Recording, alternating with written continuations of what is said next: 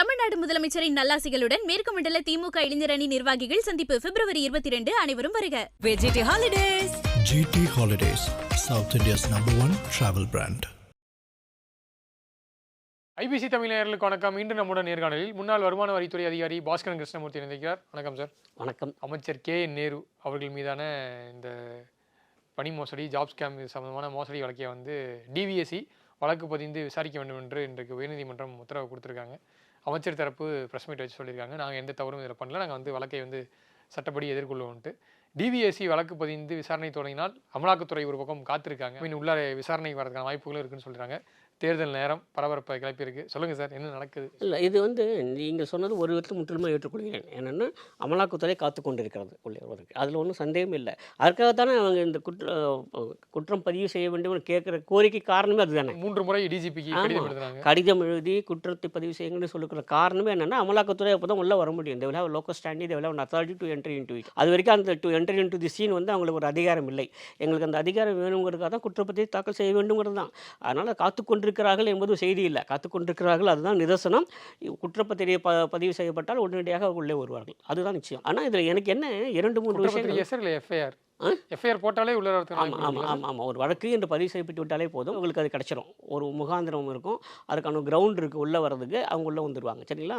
ஆனால் இதில் எனக்கு என்ன அப்படின்னா, என்னால் புரிந்து கொள்ள முடியாத ஒன்றுன்னா, 1 முறை 2 முறை 3 முறை ஏராளமான ஆதாரங்களுடன் ஆவணங்களுடன் ஒரு மத்திய புலனாய்வு அமைப்பு காவல்துறையிடம் கேட்குறது, இவ்வளோலாம் எடுக்க பாருங்கள், ஒரு வழக்கு பதிவு செய்யுங்க அப்படின்னு.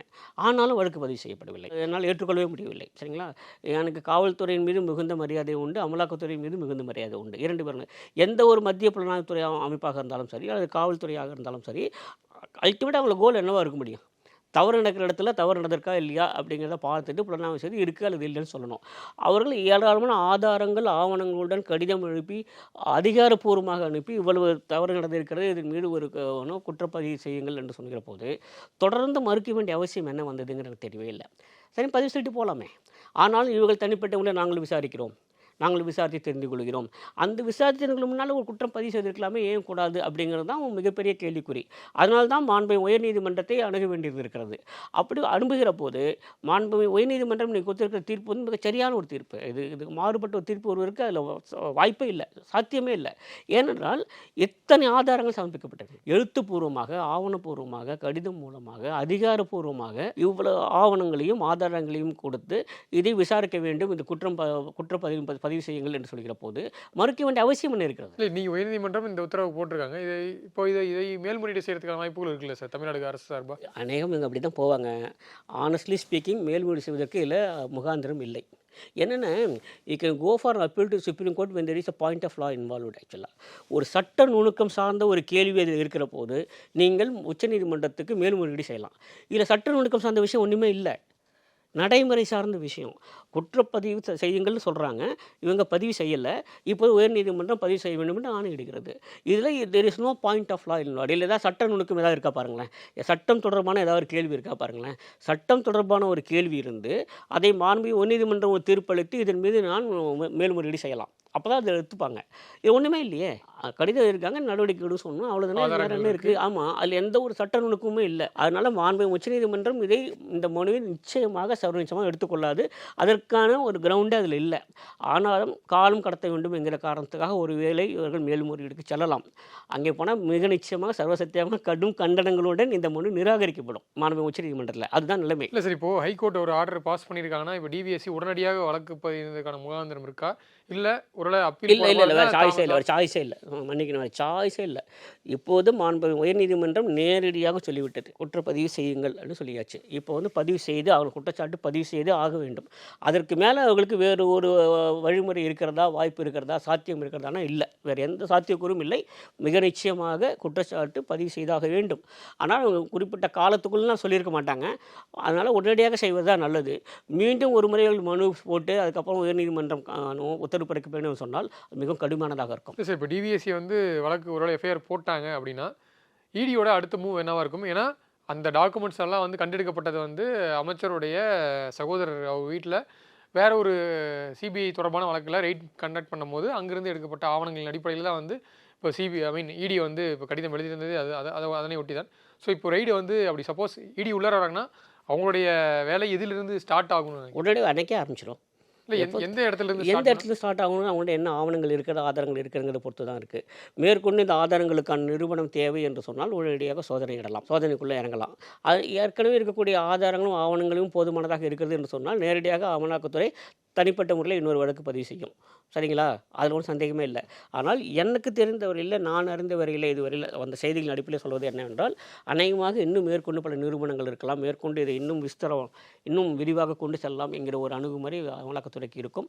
உடனடியாக அமலாக்கத்துறை சோதனையை எதிர்பார்க்கலாம். இன்னும் அரசியல் சார்ந்த கேள்விகள் பார்த்தீங்கன்னா, இது வந்து தேர்தல் சமயம் வழக்கம் போல் மத்தியில் ஆளக்கூடிய அரசு வந்து அமலாக்கத்துறையை அவங்க ஒரு டூலாக பயன்படுத்தி இங்கே இருக்கக்கூடிய மாநில அரசுக்கு வந்து ஒரு குடைச்சல் கொடுக்கறதுக்கான வழிமுறைகள் தான் இது. அந்த அடிப்படையில் இங்கே தமிழ்நாட்டில் ஒரு ஆக்டிவாக ஒரு சென்ட்ரல் ஜோனில் நம்ம திருச்சியை வந்து மையமாக கொண்டு செயல்படக்கூடிய அமைச்சரை தேர்தல் பணி செய்ய விடாமல் அவங்களை டீவியேட் பண்ணுறதுக்கான வழிமுறைகள் தான் வந்து இவ்வளோ நாள் இருந்துட்டு தேர்தல் சமயத்தில் இந்த மாதிரியான ஏவி விடுறதுக்கான வேலைகளை வந்து பார்க்குறாங்க அப்படின்ற ஒரு குற்றச்சாட்டும் எழுதில்லை. அதை எப்படி பார்க்குறீங்க? அரசியல் கோணத்துக்குள்ளே நான் செல்ல விரும்பவில்லை. ஆனால் சில விஷயம் நம்ம ரொம்ப தெளிவாக புரிஞ்சுக்கணும். குற்றம் நடந்திருக்கிறது, அதன் மீது புலனாய்வு செய்ய வேண்டும், அதன் மீது சோதனையிட வேண்டும், குற்றச்சாட்டு பதிவு செய்ய வேண்டும். இந்த பணியை செய்வதற்காகத்தான் அமலாக்கத்துறை இருக்குது. அமலாக்கத்துறையோட பணியை விட்டு வெளியெல்லாம் போகல. அவங்க செய்ய வேண்டிய பணியை தானே செய்கிறார்கள். அதாவது தப்பு செஞ்சது தப்பு இல்லை, ஆனால் தப்பு செஞ்சதை கண்டுபிடிக்கிறது தப்புன்னா அது எப்படிங்க சரியாக இருக்கும்? அப்படி இருக்க முடியாதுல்ல.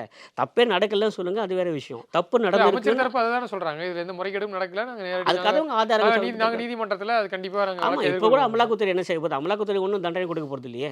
அமலாக்கத்துறை எல்லாவற்றையும் பார்த்து விட்டு அது வழக்கு பதிவு செய்யப்படுகிறது. அப்புறம் மாண்புமிகு நீதிமன்றங்கள் தான் முடிவு செய்யப்படுகிறது. இல்லை இன்னும் அமலாக்கத்துறை நேரடியாக இது எது வரைக்கும் நீளம்னா அமைச்சர் கே நேரு கைது அமலாக்கத்துறையால் கைது செய்யப்படுவாரா அந்த மாதிரியான கேள்விகள்லாம் எழுதிட்டு இருக்கு. ஸோ ஆனால் அமலாக்கத்துறை பாருங்களேன், அந்த தனிநபர் யார் அப்படிங்கிறத பற்றி எனக்கு கவலை இல்லை. அது வந்து மாண்புமிகு அமைச்சராக இருக்கலாம், வேற யாராக இருக்கலாம், எனக்கு அது இல்லை. ஏதோ தவறு நடந்திருக்கிறது, தவறுக்கான ஆதாரத்தை சுட்டி காட்டியிருக்கிறது, மாண்புமிகு உயர்நீதிமன்றம் ஒப்புக்கொண்டிருக்கிறது, வலுவான ஆதாரம் தான், குற்றச்சாட்டு பதிவு செய்வதற்கான முகாந்திரம் இருக்குது என்று மாண்புமிகு உயர்நீதிமன்றம் இன்றைக்கு தெளிவுபடுத்தி விட்டது. இதற்கு மேலே அமலாக்கத்துறை சும்மா இருக்கணும் எப்படி எதிர்பார்க்கலாம்? சம்மன்ஸ் கொடுப்பாங்க.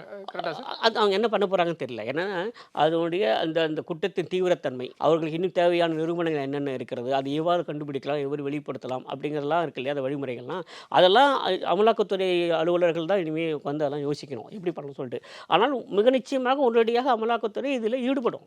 அதுக்காக தானே இருக்குது அமலாக்கத்துறையே. நீங்கள் வந்து இன்றைக்கி தேர்தல் காரணம் சொல்லுவீங்க, அப்புறம் நாளைக்கு வெயில் அடிச்சுதும்பீங்க, அப்புறம் வெள்ளம் வந்ததும்பீங்க, அப்புறம் ஒருத்தர் வீட்டு திருமணம்பீங்க, வேற ஒரு காரணம் சொல்லுவீங்க. அப்படிலாம் பார்த்துட்டு இருக்க முடியாது. தப்பு பண்ணும்போது எல்லாம் யோசிச்சிருக்கணுங்க. யாராக இருந்தாலும் சொல்கிறேன், தப்பு பண்ணும்போது யோசிச்சிருக்கணும். எந்த தப்பு பண்ணாங்களா வந்து நான் தப்பு பண்ணி ஒத்துட்ருக்காங்களா? கடைசி வரைக்கும் குற்றச்சாட்டு பதிவு பண்ணி வழக்கு நடந்து தீர்ப்பு வந்ததுக்கப்புறம் கூட நான் எதுவும் தப்பு பண்ணலன்னு சொல்கிறவங்க தான் இருக்காங்க நம்ம நாட்டில். அதனால் தப்பு பண்ணலன்னு யார் சொல்லணும் அப்படின்னா, தப்பு பண்ணவங்க சொல்லக்கூடாது, எதிர்த்தரப்பு தான் சொல்லணும் இவர் தப்பு பண்ணலன்னு. அந்த மாதிரி எதிர்த்தரப்பு வந்து யாருமே சொல்லவே இல்லையே. அவங்க தரப்பில் இருக்கக்கூட ஏதோ ஒரு சினிமாவில் கூட ஒரு டைலாக் வரும்னு நினைக்கிறேன். இதை சாம்பார்னு சொன்னால் இட்லி கூட நம்பாது ஏதோ ஒரு டைலாக் வரும்ல, அந்த மாதிரி இவர் தவறு செய்திருக்க மாட்டாங்க, கூட இருக்க கூட நம்ப மாட்டாங்க போட்டுருக்கு. அந்தளவுக்கு ஒரு சுச்சுவேஷன் இருக்கு இல்லையா, வித்தவுட் பீயிங் பொலிட்டிக்கல் நான் சொல்கிறது. அப்படி இருக்கிற போது அவர் அப்படி தானே சொல்ல முடியும், நான் தப்பு பண்ணலை, இது தேர்தலுக்காக வருகிறது, இது அரசியல் ஆதாயம் தேட பார்க்கிறார்கள் அப்படின்னு. அரசியல் ஆதாயம் தேடுறதுக்காக தான் எல்லாருமே இருக்காங்க. இது மாதிரியான ஒரு வாய்ப்பு அவர்களுக்கு கிடைத்திருந்தால் ரெண்டு பேரும் ஆமாம் அவர்கள் அந்த மாதிரி என்ன பண்ணுவாங்க. ஆனால் இது ஒரு அரசியல் ஆதாயத்துக்கான வழக்கு நான் பார்க்கல. வலுவான முகாந்திரம் இருப்பதாகத்தான் மாண்புமிகு உயர்நீதிமன்றம் இன்றைக்கு சொல்லியிருக்கிறது. அதனால் ஒரு தனிநபர் சொல்வதையும் மாண்புமிகு உயர்நீதிமன்றம் சொல்வதையும் பார்க்க போனால் நான் உயர்நீதிமன்றம் சொல்வதை எடுத்துப்பேன். ஏன்னா உயர்நீதிமன்றம் வெளிப்படையாக சொல்லியிருக்கிறது, ஆமாம் அதற்கான வலுவான ஆதாரங்கள் இருக்கிறது, குற்றச்சாட்டை பதிவு செய்வதற்கான முகாந்திரம் இருக்கிறது மாண்புமிகு உயர்நீதிமன்றம் சொன்ன பிறகு நான் அதை தான் எடுத்துப்பேன். நான் நீதிமன்றத்தின் பக்கம் தான் நிற்பேன் எப்பவுமே. அதனால் இருக்கிறது, மிக நிச்சயமாக ஒரு வழக்கு இருக்கிறது. நீங்கள் சொல்வது போல் அதில் வந்து பல அதிரடி நடவடிக்கைகள் வரத்தான் செய்யும். சரிங்களா? இதனை நான் ஒரு அரசியலாகவோ அல்லது தேர்தலுக்கான ஆதாயமாக பார்க்கவில்லை. என்னை பொறுத்தவரை எப்படின்னா, தவறு நடந்திருக்கிறது, அந்த தவறு களையப்பட வேண்டும், தவறுக்கான தண்டனை வழங்கப்பட வேண்டும், தவறு மீண்டும் நடக்காமல் இருப்பதை உறுதி செய்ய வேண்டும். பொது வாழ்க்கையில் அதுதான் நான் எதிர்பார்க்குறது. சரிங்களா? அது யார் செய்தார்கள், என்ன குற்றம் செய்தார்கள் அப்படிங்கலாம் நமக்கு தெரியாது. அது மட்டும் இல்லாமல் எல்லாமே நீதித்துறை மூலம் தான் நடக்க போகுது. அமலாக்கத்துறை தண்டனை கொடுக்க போகிறதில்ல. சரிங்களா? தண்டனை எங்கே வரப்போகுதுன்னா, ஒரு குற்றச்சாட்டு பதிவு பண்ணவர்களுக்கு வழக்கு முடிந்த பிறகு வழக்கினுடைய அந்த ஆதாரங்களின் அடிப்படையில், வாதங்களின் அடிப்படையில் நீதிமன்றம் தரப்போகிறது. அதனால் நான் இது முழுமையாக வரவேற்கிறேன். ஒரு ஆரோக்கியமான ஒரு முன்னேற்றமாக நான் பார்க்கிறேன். கண்டிப்பாக சார், பொறுத்திருந்து போயிருக்கலாம். ஏன்னா கடந்த காலங்களில் பொறுத்திருக்க கூடாதுங்கிறதான் எனக்கு இல்லை. கடந்த காலங்களில் வந்து அமைச்சர் செந்தில் பாலாஜி அவர்கள் வந்து அமலாக்கத்துறையால் கைது செய்யப்பட்டார். ஸோ அதனை ஒட்டி தான் நம்ம தொடர்ச்சியான நேர்காணல்களை வந்து நம்ம முன்னெடுத்தோம். ஸோ அதே வகையில் நீங்கள் இப்போ சொல்லியிருக்கீங்க, அடுத்தடுத்து அமலாக்கத்துறை அரசியலாக நான் அடுத்து ஒரு பார்க்கவில்லை. அதிரடியான நடவடிக்கைலாம் மேற்கொள்ள இருக்குன்றது பார்ப்போம். அடுத்தடுத்து சந்திப்போமான்ட்டு கண்டிப்பாக ஆனால் நீங்கள் சொன்ன ஒரே ஒரு இடத்துல நான் மாறுபடுறேன். பொறுத்திருந்து பார்க்கலாம்ன்றீங்க, பொறுத்திருந்தால் பார்க்க வேண்டாம். இது அவசரமாக உடனடியாக செய்ய வேண்டிய வேலை தான் இது.